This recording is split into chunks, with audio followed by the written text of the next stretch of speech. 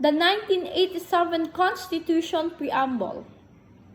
We, the sovereign Filipino people, imploring the aid of Almighty God, in order to build a just and humane society and establish a government that shall embody our ideals and aspirations, promote common good, conserve and develop our patrimony, and secure to ourselves and our posterity the blessings of independence and democracy under the rule of law and a regime of truth, justice, freedom, love, equality, and peace, do ordain and promulgate this Constitution.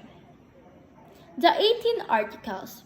Article 1, National Territory.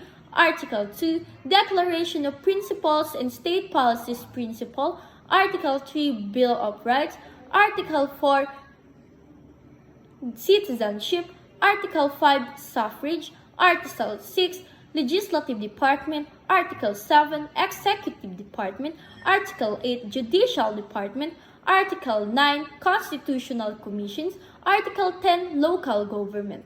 Article 11, Accountability of Public Officers. Article 12, National Economy and Patrimony. Article 13, Social Justice and Human Rights.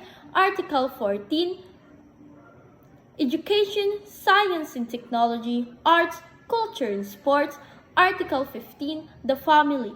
Article 16, General Provisions. Article 17, Amendments or Revisions. Article 18, Transitory Provisions.